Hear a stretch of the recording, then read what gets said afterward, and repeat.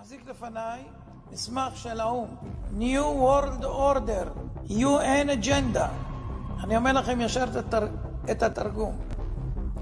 סדר עולמי חדש של האו"ם בין השנים 2021 עד 2030. לא תאמינו מה שתשמעו. תתכוננו. קחו אוויר, תנשמו, ואל תתייאשו, יש אלוהים למעלה.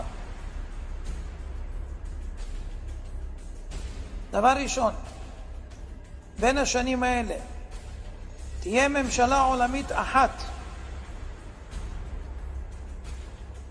מטבע עולמי חסר מזומנים, בנק מרכזי עולמי, צבא עולמי אחד, סוף הריבונות הלאומית, סוף כל הריבונות הלאומית, סוף כל הרכוש בבעלות פרטית, סוף התא המשפחתי, סילוק אוכלוסין, שליטה בגידול האוכלוסייה וצפיפות האוכלוסייה, חובה מרובה בחיסונים, הכנסה בסיסית אוניברסלית, הכוונה משכורת צנע,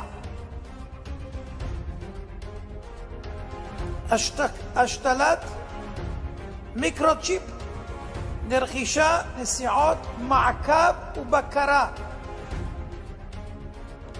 יישום מערכת אשראי חברתית עולמית כמו שיש לסין, טריליוני מועמדים המחוברים למערכת הניטור G5, הממשלה תגדל את הילדים, בתי ספר ואוניברסיטאות בבעלות ממשלתית,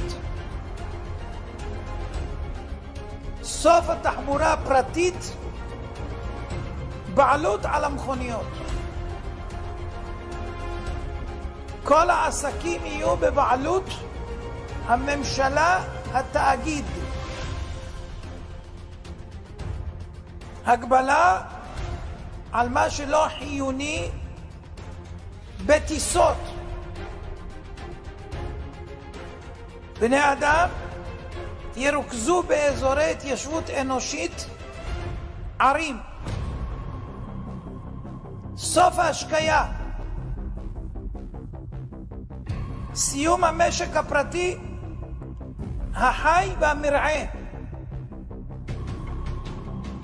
סוף הבתים המשפחתיים, שימוש מוגבל בקרקע המשרתת צרכים אנושיים, איסור של תרופות טבעיות שאינן סינתטיות ורפואה נוטורופטית, בסוף דלק מאובנים. עד כאן המסמך. מי שמבין, אנחנו נתגעגע לפרעה. जी नाज़रीन, ये गुफ्तगू आपने सुनी, अमनून इसहाक इनका नाम है और जो मुस्तकबिल का नक्शा खींच रहे हैं, इस पर गुफ्तगू करते हैं कि हमारी जो अहादीस हैं इस हवाले से क्या पेशन गोइयाँ नबी पाक सल्लल्लाहु अलैहि वसल्लम की हैं जो आने वाले बुनियादी मज़ाहब जो हैं वो आखिर ज़मान के बारे में, आखिरी दौर के अंदर जो लड़ाइयाँ होनी है, इसको मार्का खैर व शर कहते हैं, उसके बारे में ये गुफ्तगू करते हैं। लेकिन सबसे ज़्यादा तैयारी जो है वो यहूदियों की है। सही, किसी और ने इतनी तैयारी नहीं की, और वो ख़ास तौर पे उनके अंदर बहुत ज़्यादा ज़बरदस्त किस्म की सूरत हाल जो है वहाँ है। ये तैयारी उनकी शुरू हुई है 1890 के आसपास। सही। और 1896 में वो सारे इकट्ठे हुए थे, इसको कहते हैं वर्ल्ड ज्यूरी। वो सारे इकट्ठे हुए थे और उन्होंने एक प्रोटोकॉल्स लिखे थे कि हमने हजरत मसाया जो उनके आने हैं, जिन्होंने आले याकूब की हुकूमत कायम कर दी है, وہ آل یعقوب کی جو حکومت قائم کرنی ہے اس کے لیے ہم نے راستہ کیسے ہموار کرنا ہے. صحیح. 1896 میں انہوں نے پروٹوکولز تحریر کیے جو اب دنیا میں عام ہو چکے ہیں. پہلے یہودی اس کو نہیں مانتے تھے کہ یہ ایسے ہمارے خلاف الزام لگایا جاتا ہے, ہٹلر نے کہا, پھر اب ماننا شروع ہو گئے. اس کے بعد 1916 میں انہوں نے ایگریمنٹ کیا برطانیہ کے ساتھ, جس کو بالفور ڈیکلریشن کہتے ہیں, کہ ہم آپ کو دنیا کی طاقتیں آپ کو واپس وہاں پر آباد کر دے گی. وہ پھر 1920 میں ان کے لوگ جو ہیں چلنا شروع ہوئے اور وہاں پہنچنا شروع ہوئے, اور ہر چیز چھوڑ چھاڑ کے اپنے اس آخر الزمان کے دور کے اندر اس لڑائی کے لیے وہاں پہنچ گئے. 1948 میں اسرائیل بن گیا. صحیح ہے. جب اسرائیل بن گیا تو ان کا اندازہ تھا کہ بس تو کچھ عرصے کے, ویسے ہمارے ہاں مرزا غلام احمد سے بھی لوگ جھوٹے شروع ہوئے, وہاں بھی کم از کم 25-30 کہتے ہیں جھوٹے مسیحا پیدا ہوئے جو دعویٰ کرتے تھے کہ میں مسیحا ہوں اور یہ ہوں, اور وہاں سارا کچھ. اس کے اوپر ایک ٹرکش بڑا مشہور ہے, اس کا تھا, اس کو باقاعدہ انہوں نے کہا کہ اس کو پھانسی دے دی جائے, اور وہ پھر اس نے معافی مانگ لی, تو کہتے مسیحا کیسے پھانسی مانگتے ہیں. اس کے ساتھ ساتھ وہاں پر جیسے دنیا پوری سیکولر ہوئی ہے, اسرائیل بھی سیکولر ہوا, اور اس کے اندر دو گروہ مختلف بنتے شروع ہو گئے, کچھ نائٹ کلب بھی شروع ہو گئے, کرپشن بھی شروع ہو گئی, سارا. پھر ان کے اندر جیسے ہمارے ہاں موومنٹ شروع ہوتی ہے کہ حضرت عیسیٰ کی آمد سے پہلے, حضرت مہدی کی آمد سے پہلے ہمیں کیا کام کرنا ہے, تو وہاں بھی ایک موومنٹ جو ہے شروع ہو گئی. اور وہ موومنٹ جو ہے یہ گزشتہ 30 سال سے تینوں مذاہب دوبارہ شروع ہو گیا. عیسائی جو ہیں یہ کچھ 100 سال سے بالکل چھوڑ گئے ہوئے تھے. صحیح. کیونکہ عیسائی سمجھتے تھے کہ بس اب ختم ہے, حضرت عیسیٰ نے آنا ہے یا نہیں آنا ہے مجھے بالکل نہیں پتا. 600 سال پہلے وہ پوپ کو اختیارات دے گیا, پوپ ہی پوپ ہے, جو کچھ بھی ہے. لیکن یہودی اس بات پہ بلیو کرتے تھے. یہ جو شخص آپ کو جس کی آپ نے سنی ہے, یہ شخص جو ہے یہ 33 سال کا تھا, تو اس نے ایک موومنٹ شروع کی جس کو کہتے ہیں شوفا موومنٹ. آر اس میں سائلنٹ ہوتا ہے, ہبریو میں شوفا موومنٹ. شوفا موومنٹ کا مطلب ہوتا ہے اللہ کی طرف واپسی. اور وہ کہتا یہ ہے کہ حضرت مسیح جو ان کے مسیح ہیں انہوں نے تشریف لانا ہے, بہت جلد از جلد لانا ہے, لیکن ہماری کوئی پریپریشن نہیں ہے, اور اگر ہماری پریپریشن نہ ہوئی تو ہم مارے جائیں گے. یہ پہلا یہودی ربائی ہے. ربائی ان کی سٹیٹس ہائرس, قرآن کہتا ہے اخیار والرہبان, پیر اور مولوی, یہ ان کا بہت ہائر لیول کا سٹیٹس ہوتا ہے.